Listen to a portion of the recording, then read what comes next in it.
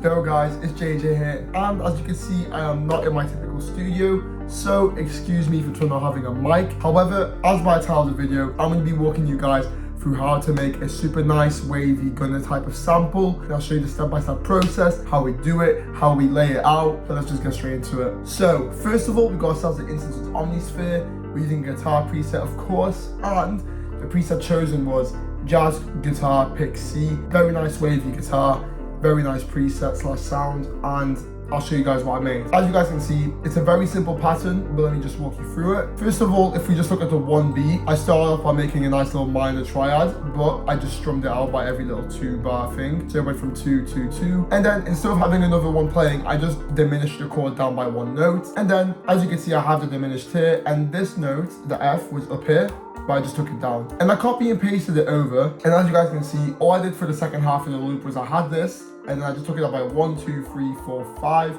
semitones, and that's all I really need to do. Then, after I did that, I clicked Alt-R, and that allowed me to randomize my velocity, making the guitar sound more human, and of course giving it that nice little Gunna sound. You know, that humanization, we can't forget about it. So, without further ado, this is what the whole guitar sounds like.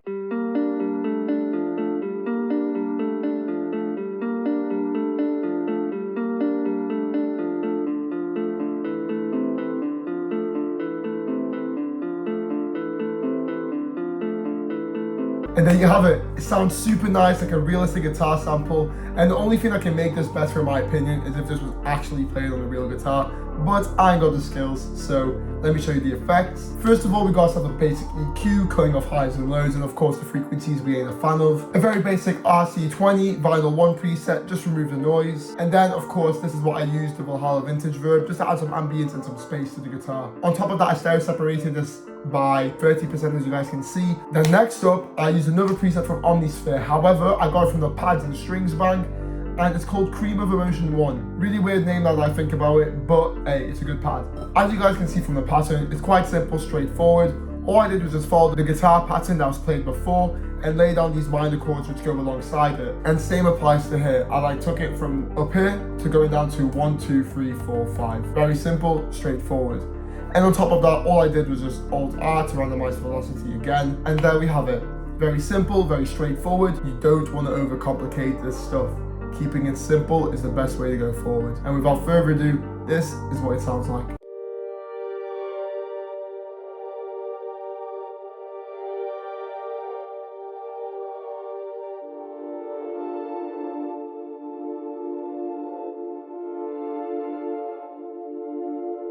And as you guys can see, we've got a nice little bit of ambience from that pad coming through. Sounds really Gunna-esque, very spacey, very vibey. That's exactly what we're looking for. So for effects, the first thing we've got is Shaper Box 2. And I added this volume sidechain kind of effect, and I mixed it to 52%. You can really do the same thing with Rose Beat, but I have this also playing at a 1-bar interval and 52% mix. On top of that, I got a very basic EQ, cutting off all the lows and leaving the rest up. And then of course, a fair amount of reverb for Valhalla Vintage Verb to further add that ambience and fill in the space and then mix a bit more. And then last but not least, stereo separated as 50% just to widen it in the mix so it's nice in the background. It doesn't come up too far in your face, but really, really nice. And then of course, free time is a charm, so we went with Omnisphere again. I used, of course, my favorite bass, the Growler Moog bass, and I followed a very simple bass line. As you guys can see, bass line's quite simple. I'm pretty much following the root note of the guitar pattern, which is the G and the D. However, at the end, as you guys remembered, I did take down the notes by 2 semitones. And without further ado, this is what the bass line sounds like.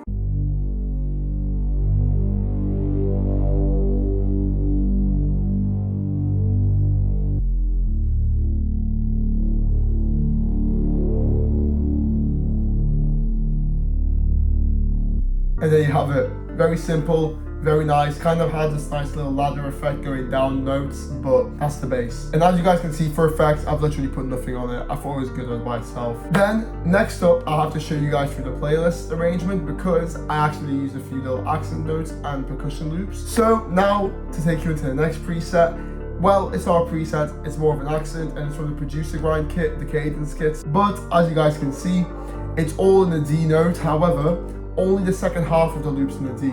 So what I did was I copy and pasted this pattern over. So we got a total of 4 for the whole 8 bar. And then as you guys can see, I pitched it up 500 cents just by clicking up here making it unique so it doesn't get affected by this, and then took up 500 cents. That makes it so it goes from the nice G, and then in the second half of the loop down to a D, so it actually stays on note. And with that being said, I'll show you what this sounds like.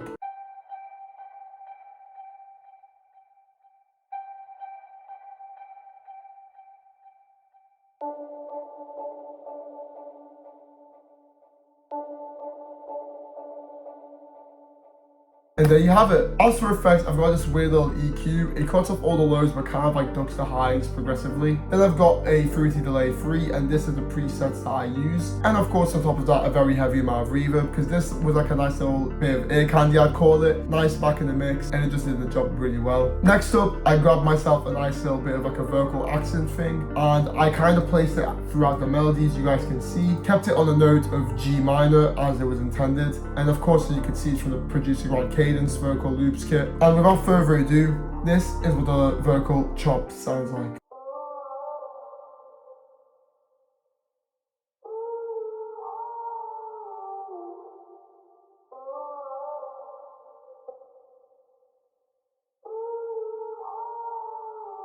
And there you have it. As you can see, it creates a nice little bit of ambience, a bit more atmosphere in the whole thing. And of course, when Gunna usually has his guitar samples, there'll always be some sort of vocal chop coming in there. So highly recommend get either a vocal preamp, a vocal VST, or as I did, just get some like vocal samples from like a kit or something. As for effects on the vocals, as you can see, I've got myself a very little tiny like radio bandwidth EQ, just to cut out a lot of the frequencies and create that ambience. On top of that, I just like a very basic LUF filter. Then a fruity limiter, just ducking the ceiling so the whole volume of the thing stays consistent. It doesn't really like peak in volumes of different parts, so it sounds better in a mix. So essentially, this kind of plays as a compressor.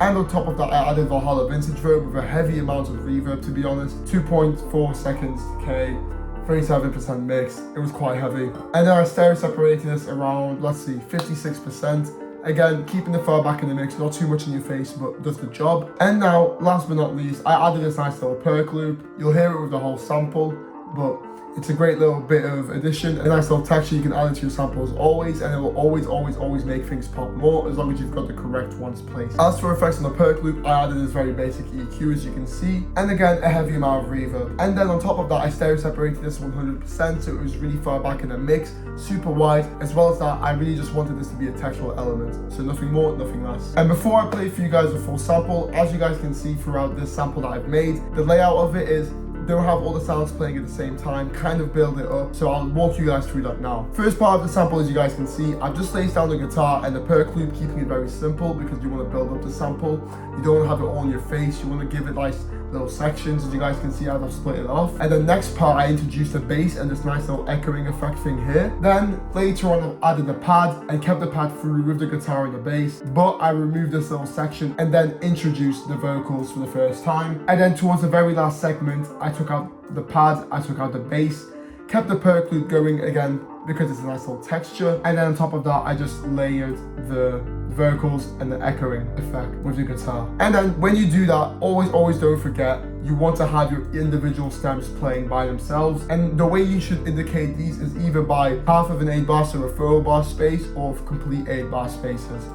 I personally prefer to do 4-bar spaces, but different loop makers, different people, different sample creators, just do it how you please, but make sure it's always in the same interval of, for example, 4 bars or complete 8 bars. So that's how you have a nice little layout for your sample.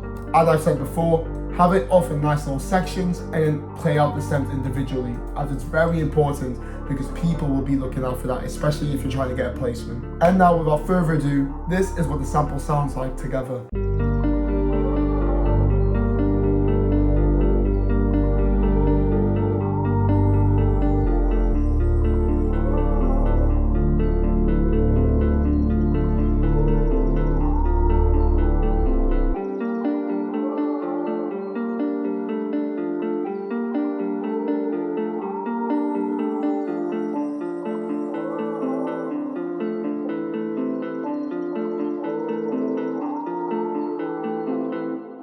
And there you guys have it. Now you know how to make an industry/placement sample for Gunna. Ready, nice, locked and loaded. You know the layout, you know what you need, you know how to make that sample. And obviously, thank you so much for watching. I'm glad you made it to the end of the video. Make sure to like, comment, and subscribe down below. And I'll see you in the next one. Peace.